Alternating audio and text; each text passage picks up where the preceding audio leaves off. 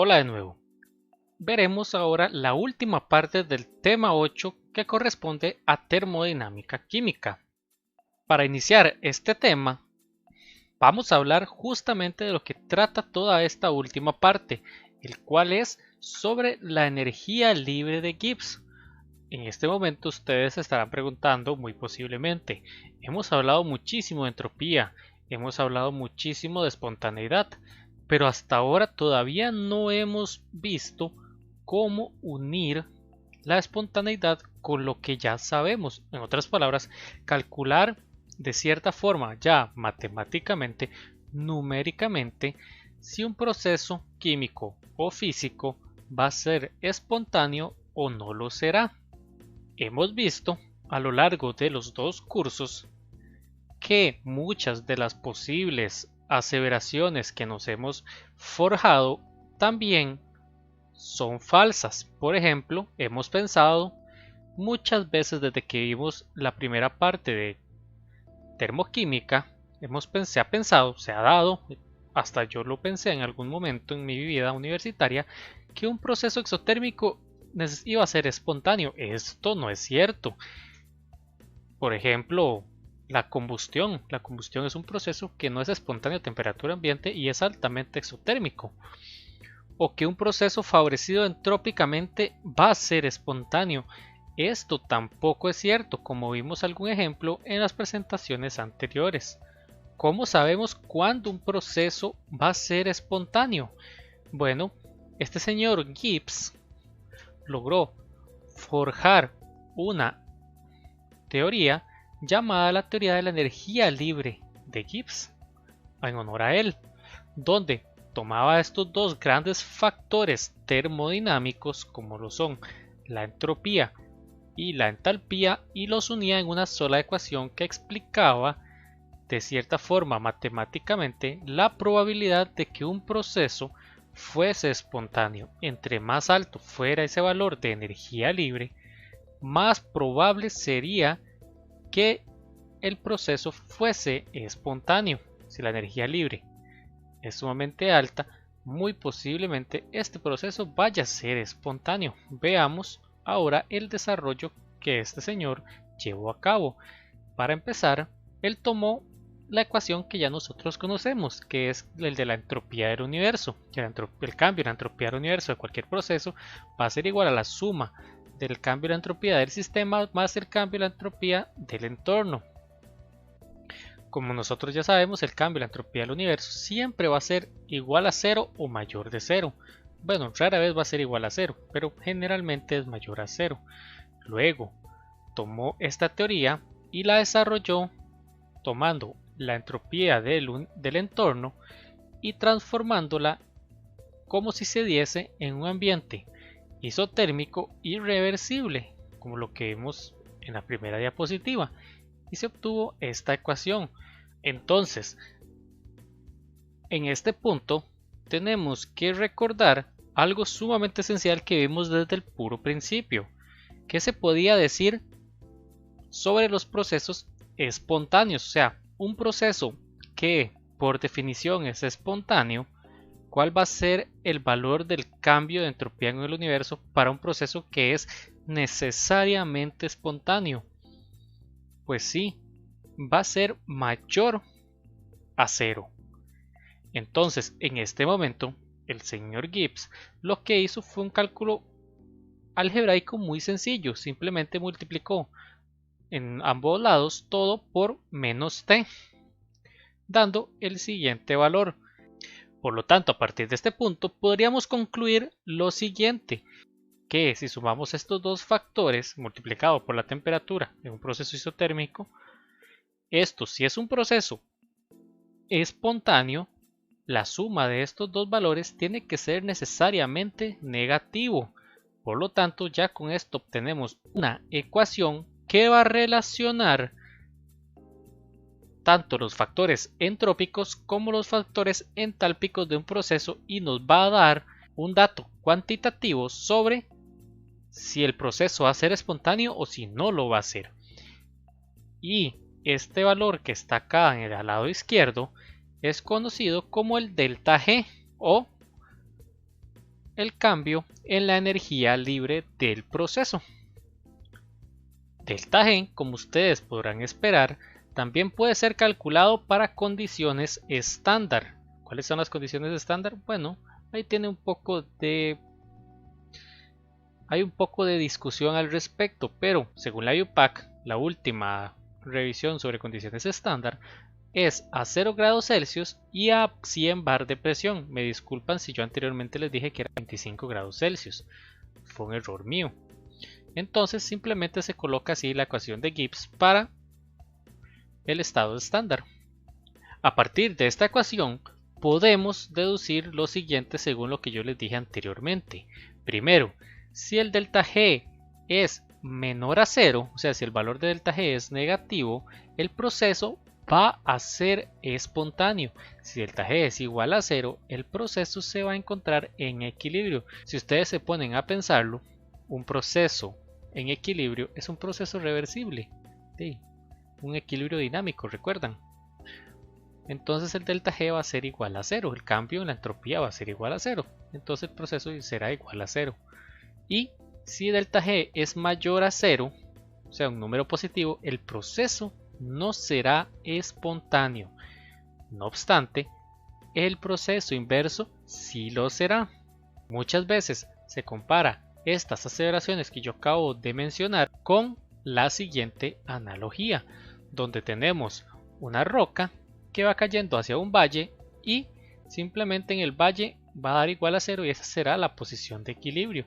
Entonces si nosotros vemos este proceso que va bajando la roca de aquí hasta el valle, hasta este punto es un proceso espontáneo, ¿cierto?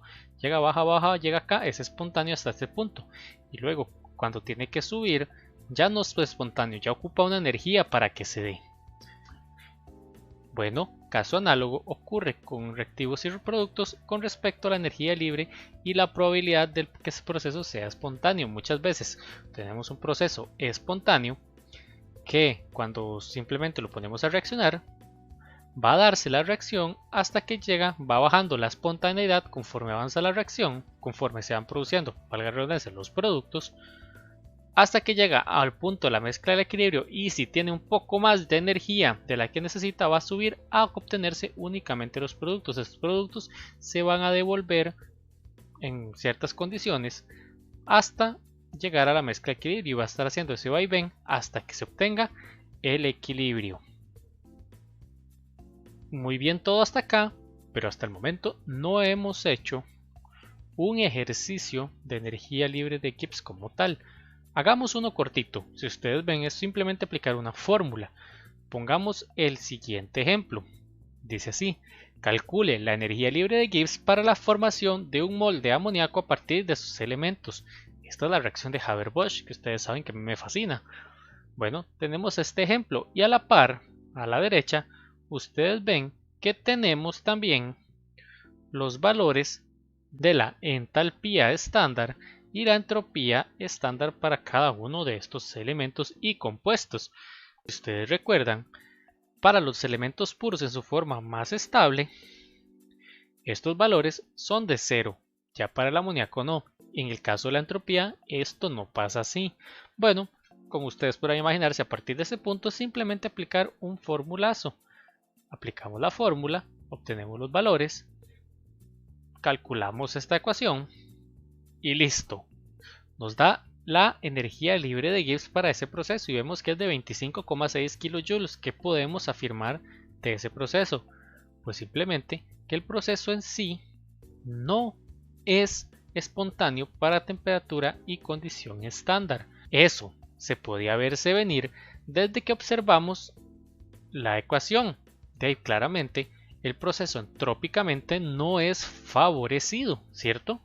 Vimos que ya conociendo los valores de la entalpía, vemos que este valor es negativo y si nos acordamos es productos menos reactivos.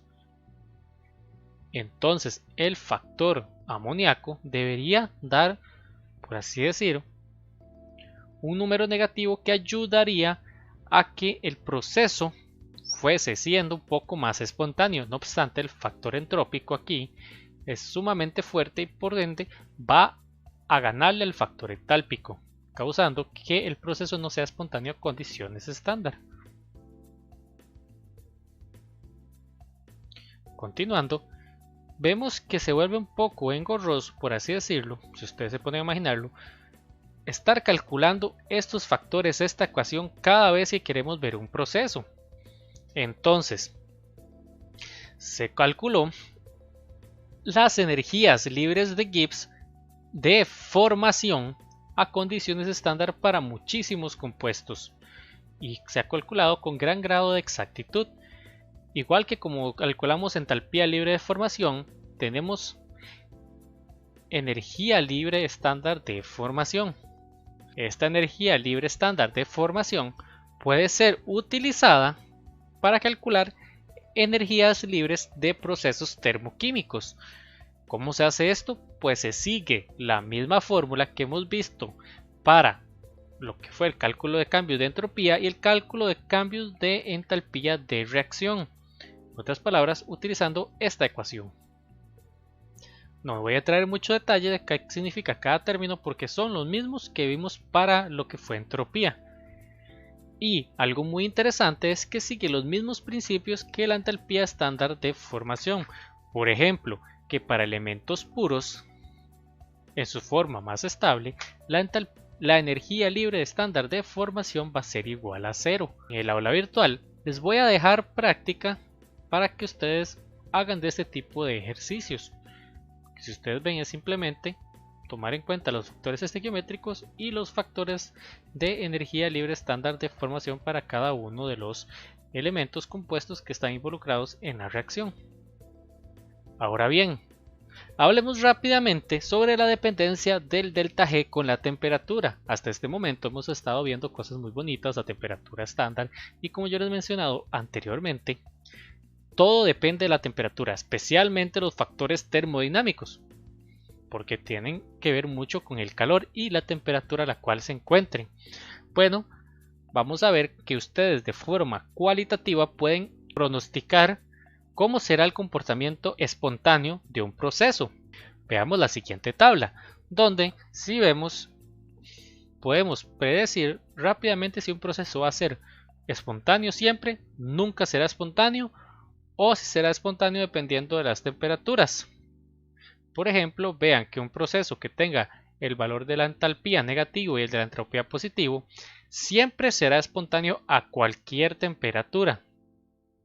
Por supuesto, encima de los 0 Kelvin.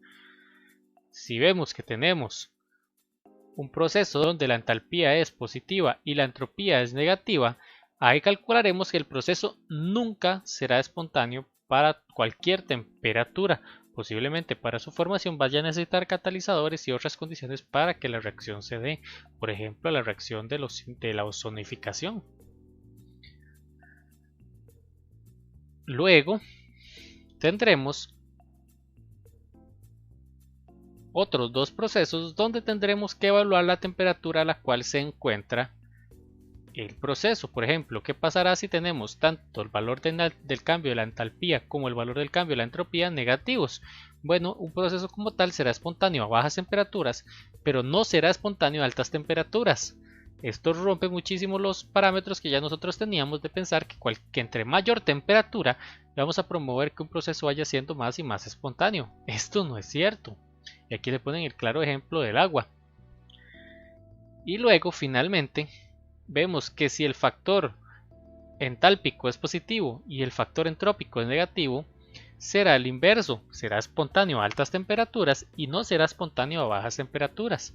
Es una forma rápida de predecir cómo se comportará la espontaneidad de un proceso dependiendo de la temperatura a la cual se encuentre. Anteriormente en este tema, y tal vez yo como tal no lo hice, pero en muchos libros de texto se hacen suposiciones feas, donde simplemente si ustedes quieren calcular el delta G de un proceso a una temperatura diferente a la temperatura estándar utilizando los delta G estándar, lo hacen como si fuera normal, como si el delta G estándar no variase con la temperatura o con las condiciones a las que se encuentra la reacción, y esto es una falacia, muchachos. Claramente el delta G depende de la temperatura como cualquier factor termodinámico. Entonces, ¿cómo se hacen realmente estos estos cálculos a diferentes condiciones fuera de las condiciones estándar. Bueno, para condiciones no estándar, delta G depende de la temperatura y del factor Q. Sí, muchachos, el factor Q que vimos en el bloque de equilibrio, donde era los productos entre los reactivos a una concentración o presión dada. La ecuación que relaciona estos factores es la siguiente. Si vemos, tenemos el delta G estándar, tenemos la constante R, la constante que nos ha seguido todo el curso desde el primer tema, y la temperatura y el logaritmo natural del factor Q. A continuación les voy a dejar un ejercicio que, si ustedes ven, es simplemente aplicar un formulazo. También vamos a ver que viene una pregunta de análisis mental sobre el proceso, así meramente conceptual, preguntando que si es posible promover la espontaneidad si el proceso no fuese espontáneo, y de ser así, ¿cómo lo harían ustedes? Eso se los dejo para que lo piensen, y esta misma pregunta la verán en la actividad sincrónica correspondiente a este tema. Ahora hablemos sobre la relación que tiene la constante de equilibrio con la energía libre de Gibbs. Bueno, si ustedes ven, tenemos esta ecuación, el logaritmo natural de Q o el factor Q es lo mismo matemáticamente que la constante de equilibrio, solamente que la única diferencia es que la constante de equilibrio se da en las condiciones de concentración y de presión o de presión de equilibrio. Entonces la ecuación que tendríamos para esa relación sería la siguiente. Ahora hagamos unos pequeños cambios. Si recordamos, cuando una reacción o un proceso estaba en equilibrio, ¿cuál era el valor del delta G? Efectivamente, es igual a 0. Entonces, conociendo esto, podemos hacer esta relación, y teniendo estos valores, podríamos, conociendo cualquiera de los valores, ya sea la temperatura y la constante de equilibrio, calcular el delta G estándar. O que si teniendo el delta G estándar, la temperatura, podríamos calcular la constante de equilibrio. Vean que ya se vuelve muy práctico conocer estos valores. Veamos la dependencia en el siguiente cuadro, que tiene el delta G con la constante de equilibrio. Es un valor de 1, o sea, cuando la constante de equilibrio es igual a 1, el delta G estándar va a ser igual a 0. Si nosotros vamos disminuyendo el valor de la constante de equilibrio, vamos viendo que el proceso va siendo cada vez menos espontáneo. Caso inverso, si aumentamos la constante de equilibrio, el proceso cada vez se va a ir convirtiendo más y más y más espontáneo. Finalmente, les dejo este ejercicio para que ustedes lo resuelvan. Calcule la constante de equilibrio del ejercicio anterior, del que está acá. Ya viendo que tenemos este valor y tenemos la temperatura, ya podríamos calcularlo aplicando esta fórmula simple. Y esto sería todo por lo que es el tema 8, el de la segunda parte de termoquímica.